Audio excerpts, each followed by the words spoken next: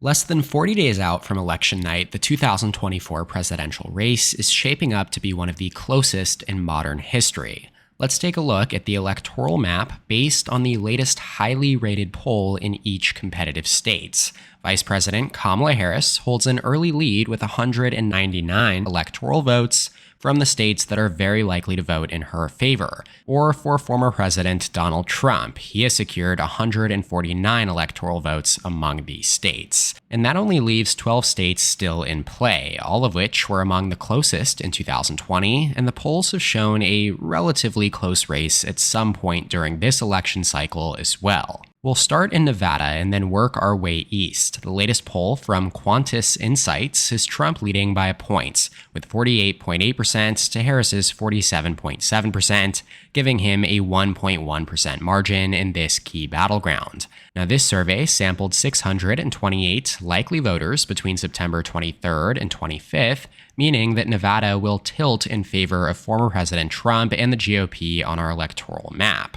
Now, one interesting tidbit that I recently came across is that in every single presidential election where the White House has changed hands from one party to the other, the winning candidate flipped to state that their party had not won the last time they took the presidency. In this case, Nevada stands out far and away as Trump's best opportunity to keep that streak going, since he has already won almost every other battleground on this map. That is, aside from Minnesota, Virginia, and New Hampshire, which all lean more Democratic. Now, although Biden won Nevada by more than 2 points in 2020, the state has trended 7 points to the right of the nation since 2012, when Obama carried it by 7 points. More recently, in the 2022 midterms, Republicans flipped the governorship, and they won more votes for the U.S. House than Democrats across Nevada's 4 U.S. House districts, which has not happened in decades. Now, at this point, Nevada is truly one of the 50-50 races on this map, and I would not be surprised if it went in either direction, whether it stays blue for Harris or flips to Trump like it does here based on the latest poll. Moving down to Arizona, the latest poll from Marist College, conducted between September 19th and 24th with around 1,200 likely voters, also shows Trump leading by 8 points, 50% to Harris's 49%. That also puts Arizona in the tilt Trump column for now, joining Nevada on the electoral map. Yet interestingly, Arizona has been on an opposite trajectory compared to Nevada, trending nearly 10 points to the left since Mitt Romney beat Obama here by 9 points in 2012. Joe Biden's narrow 0.3% win in Arizona in 2020 made him the first Democrat to carry the Grand Canyon state since Bill Clinton all the way back in 1996. And as the state has trended to the left, Democrats have been on a winning streak down the ballot as well in Arizona, taking 3 straight U.S. Senate races and the 2022 governor's race as well. So even with Trump's current lead in the polls, Arizona remains a highly competitive state. Next up is Texas. According to the latest poll from Emerson College, Trump leads Harris by 6 points, with 52.3% to her 46.7%. That is based on a survey of 860 likely voters between September 22nd and 24th. I have to say, I would not be surprised if this turns out to be very similar to the final margin in November. Trump carried Texas by 5.6% in 2020, and with Republicans making continued gains among Hispanic voters, especially down here in the Rio Grande Valley, it's hard to see Democrats improving on their 2020 showing in the state this November. Trump's 6-point lead gives Texas a lean Republican rating here on our electoral map, adding 40 electoral votes to his tally. Now, this is the second largest prize on the map, and it lifts Trump above Harris in the race to 270, up to 206 electoral votes. Texas is truly just a secondary battleground this cycle. It would only come into play for Harris in the event of a Democratic landslide. That is not the case in our next battleground, Georgia, the third of our 7 core battlegrounds, where the latest YouGov poll, conducted in partnership with CBS News, also shows Trump leading, this time by 2 percentage points. In this survey, Trump is pulling in 52%, Harris 49%, based on a sample of 1,400 registered voters from September 20th to 24th, and as a result, we're placing Georgia in the tilt GOP column. Now, like Arizona, Georgia was a reliably red state for decades, up until 2020, when Biden narrowly flipped it, becoming the first Democrat to win the state since Bill Clinton in 1992. Notably, Clinton, however, lost Georgia in his re-election bid in 1996, and now the question is whether Harris can keep Georgia blue for a second straight cycle, after Biden's razor-thin victory over Trump in 2020 by just 0.2%, his narrowest margin of any state. Our next state is Florida, once synonymous with the term swing state, now a solidly Republican-leaning state. Trump increased his margin in 2020 to more than 3 points over 2016, making it one of only 5 states where he improved between those cycles. Then in 2022, Republican Governor Ron DeSantis and Senator Marco Rubio were both re-elected in landslides, winning by more than 15 points each. And now here in 2024, the latest poll from Redfield and Wilton Strategies shows Trump leading by 5 points, nearly doubling his 2020 margin, with 50% to Harris's 45%. On my scale, this gives Trump a lean Republican rating here in Florida. Keep in mind that anything between 3 and 7 points is considered lean, while margins less than 3% are tilt, 7 to 10 likely, and anything over 10 is safe. With that said, taking an updated look at the Electoral College count, after Trump sweeps the first 5 states, he now leads with 252 electoral votes over Harris's 199. This does put Trump just 18 votes away from the presidency, leaving very little margin of error for Harris as we move on to the next few critical states. Let's start with North Carolina. Worth 16 electoral votes, the state has consistently leaned towards the GOP over the last decade. After Obama narrowly won it by 0.3% in 2008, Romney flipped it back into the Republican column in 2012 by 2 points, and then Trump expanded that margin to 3.7% in 2016. However, the race then tightened in 2020, with Trump winning by less than 1.5 points.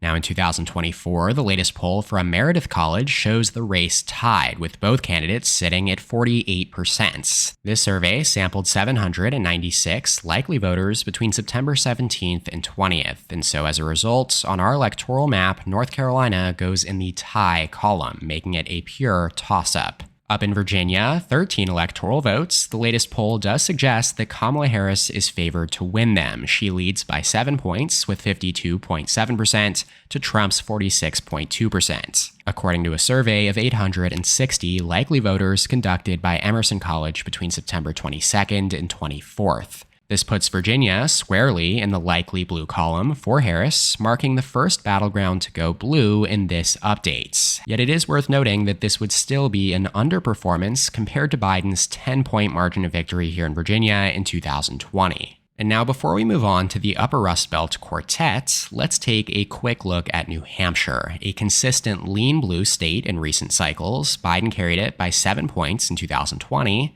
A notable shift to the left after Hillary Clinton nearly lost it in 2016. Now here in 2024, the latest poll has Harris leading by her largest margin yet, 11 percentage points, holding 54% to Trump's 43%, based on a University of New Hampshire survey of over 1,600 likely voters conducted between September 12th and 16th. So with that said, New Hampshire will go in the solid blue column, blending in with the rest of the Democratic-dominated Northeast region, and it does keep Harris in the race.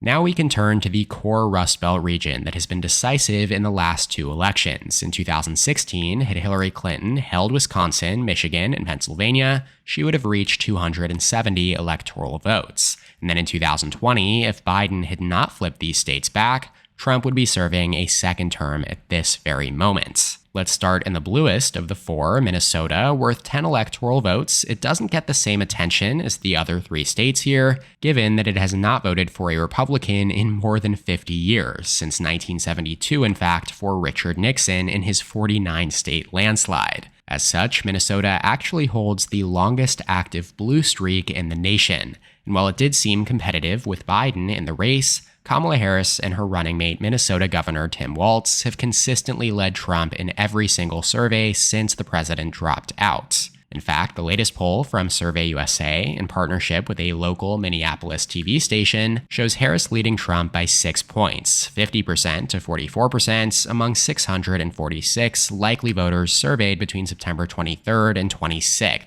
And so with that, on our map, Minnesota leans blue, and that means that the race to 270 electoral votes yet again comes down to the core Upper Rust Belt trio, often referred to as WIMPA because of their abbreviations. These three states represent Harris's campaign's most straightforward path to 270, even if she were to lose all four Sunbelt battlegrounds, Nevada, Arizona, Georgia, and North Carolina. Winning only Pennsylvania, Michigan, and Wisconsin would still put her in the White House. Yet with that said, Trump only needs to flip one of them. Any kind of split would most likely result in a second Trump term. On that note, Wisconsin, Michigan, and Pennsylvania have voted for the same candidate as one another in every election since 1988, when Wisconsin went blue for Dukakis, while Michigan and Pennsylvania backed the elder Bush.